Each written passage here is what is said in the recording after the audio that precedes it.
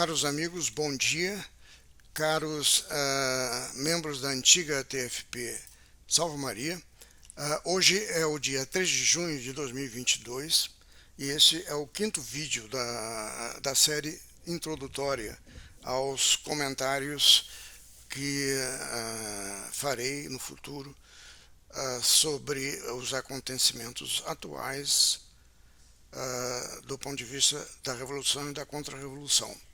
Na exposição de hoje, eu vou comentar alguns trechos do livro Revolução e Contra-Revolução sobre o que seja a essência da Revolução. No vídeo seguinte, eu vou tentar encaixar os grandes temas atuais.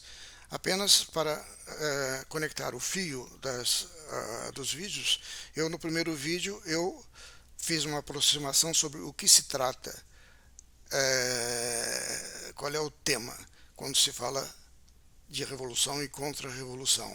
Expliquei o que é um pecado criteriológico e mostrando que o pecado de revolução, que é o início da revolução, é um pecado criteriológico. No segundo vídeo eu mostrei que este processo que é assim gerado é um processo de guerra, que quer destruir alguma coisa, que é a civilização cristã.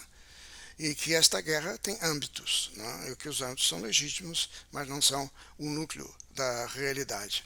No terceiro vídeo eu mostrei que aquilo que a revolução quer destruir se chama sacralidade, como é definida por Dr. Plínio em uma reunião que ele fez lá pelos idos de 67. No quarto vídeo eu especifiquei mais o que seja sacralidade e dei um que outro exemplo. O tema de hoje é a essência da Revolução. O livro Revolução contra a Revolução foi publicado em 1959, portanto é preciso considerar o panorama que o Dr. Plínio tinha diante dele naquela época. E ele descreve quais são os caracteres essenciais da Revolução. Primeiro, a Revolução é universal, ou seja, ela abarca todos os povos ocidentais e cristãos e os outros povos não ocidentais e não cristãos, na medida em que foram assumindo parcialmente ou totalmente a cultura cristã ocidental. A revolução é una, ou seja, ela não é crises que surgem aqui, lá e acolá. Ou seja, é como um incêndio numa floresta. O incêndio numa floresta não é um incêndio de cada árvore. E o incêndio na floresta não é o somatório do incêndio de cada árvore, mas é uma fusão. Ele é quase como um salto qualitativo, né? A revolução, a terceira característica, é total. Ela está presente em todos os âmbitos da cultura. Como a revolução se desdobra no profundo das almas, ela, pela própria ordem das coisas, ela se desenvolve nos âmbitos da cultura humana neste universo que foi dito acima. Ela é dominante, é a quarta característica da revolução. Em meio ao caos, que se pode considerar, ela é a linha resultante. Ou seja, encarados superficialmente, os acontecimentos de nossos dias parecem um emaranhado caótico e inextricável. E de fato são, sob muitos pontos de vista, mas nós podemos discernir resultantes profundamente coerentes e vigorosas da conjunção de tantas forças desvairadas, desde que analisemos do ponto de vista da teoria da revolução e da contra-revolução. E quinta característica, ela é processiva. Não são fatos isolados no devir histórico. Elas são um sistema de causas e efeitos. É um processo. Um processo crítico que já é 5 vezes secular. Bom, eu chamo atenção aqui também para um que outro aspecto que eu julgo mais importantes nessa apresentação que o Dr. Plínio faz do que seja a revolução. A revolução tem valores metafísicos e ele cita assim claramente dois, que são o igualitarismo e o liberalismo, e no igualitarismo está em eminência, em proeminência, o valor metafísico do panteísmo gnóstico. Não é? O panteísmo gnóstico é a igualdade entre os homens e Deus. Não é? Aí é o panteísmo, ou seja, Deus e a criação são no fundo tudo a mesma coisa.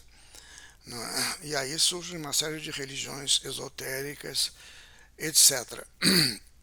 Bom, Dr. Plínio várias vezes, ao se referir à revolução, ele completa a revolução gnóstica igualitária.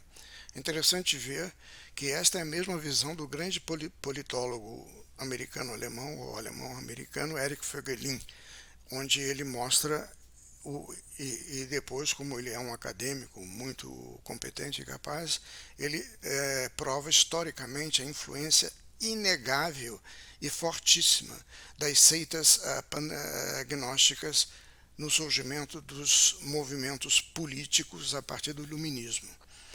Bom,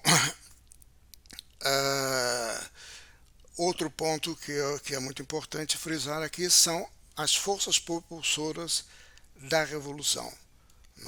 A revolução tem valores metafísicos, o igualitarismo, o liberalismo e o panteísmo, vamos dizer assim, e ela é propulsionada por uma força interna em cada homem, que são as paixões do orgulho e da sensualidade.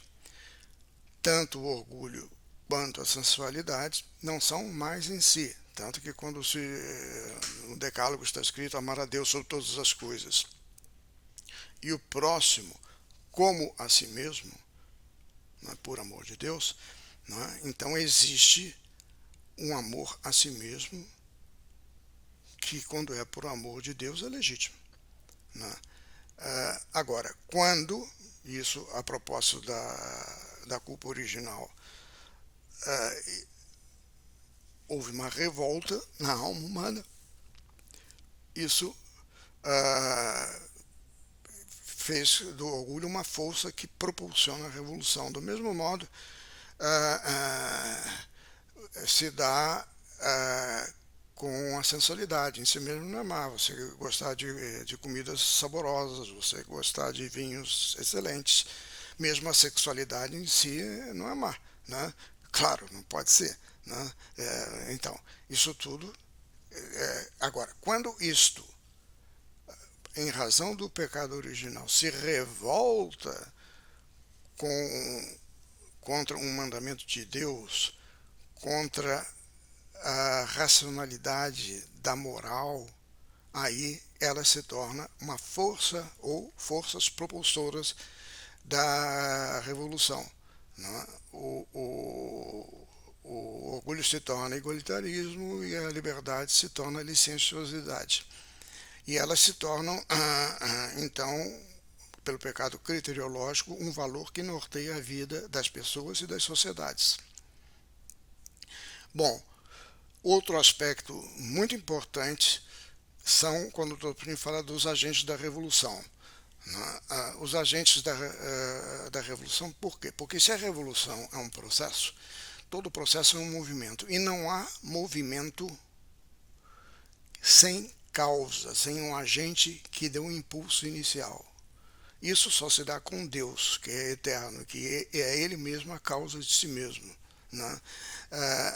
Mas em todo o resto, até quando Deus criou o universo, como nós recitamos no Credo, Deus, creio em Deus Pai Todo-Poderoso, Criador do céu e da terra, isto foi um movimento iniciado por um agente que se chama Deus, Deus Pai, Deus Filho e Deus Espírito Santo. E todo agente é uma pessoa. No caso de Deus, são até 3 pessoas, a Santíssima Trindade. Não há no universo força alguma que não proceda de um agente. E todo agente é uma pessoa, repito, ou um grupo de pessoas. Bem, o mero dinamismo das paixões desordenadas seria incapaz de pôr em movimento um processo histórico que pudesse conjugar meios tão diversos. e visando atingir um fim tão específico como seja, por exemplo, a nova ordem mundial. Então, uma meta específica sendo realizada através de acidentes mutantes de uma maneira fora do comum, né, como faz a revolução, seria impossível se não houvesse agentes. Né? Bem, pensar que isso fosse possível seria tão absurdo quanto pensar se eu subisse num edifício alto e jogasse 10 mil letras e embaixo caísse tudo ordenadinho, por acaso, compondo um livro, uma obra literária, poética. Né? Então, existem agentes. Né? Os agentes é o que nós chamamos de forças secretas. Essas forças secretas não podem ser, por exemplo, como um país. Né? Elas têm que continuar através das gerações. Né? É aquilo que até o Olavo de Carvalho chama de sujeitos da história. Né? Sujeitos da história tem que ser ou uma religião, né? Claro, a religião católica é um sujeito de história, mas também a religião muçulmana, ou podem ser, por exemplo, também são estirpes de família. Né? Eu creio que pode-se dizer que os Habsburgos foram agentes históricos, mas, por exemplo, um país, os Estados Unidos, que seja França, Brasil, nunca pode ser um agente histórico. Né? Eles podem ser utilizados por agentes históricos. Bom, estes são os pontos que eu queria frisar. Né? Eu creio que nós podemos ficar por aqui. Eu queria também frisar, mas não vai dar tempo, como o Dr. Plínio entende o totalitarismo como sendo o fim político, não final da revolução, né? Mas a República Universal superaria, seria o objetivo do marxismo, mas seria superada por um domínio que o Dr. Plínio chama de tecnicista e corporativista, né? E que é para onde nós estamos caminhando. Se nós vemos agora o poder da tecnologia, é uma coisa fora do comum. Né? No próximo vídeo eu tratarei das atualizações da teoria da revolução e contra-revolução que Dr. Plínio fez em 1976 e em 92. E no vídeo seguinte eu vou começar a mostrar as atualizações, ou seja, eu vou mostrar fatos que se coadunam com a visão de Dr. Plínio no livro Revolução e Contra-Revolução. Bom dia a todos. Hoje é sexta-feira, fim de semana para mim agora. Desejo também a todos um ótimo fim de semana sob as bênçãos de nosso Jesus Cristo e de Nossa Senhora, Rainha da História. Até mais.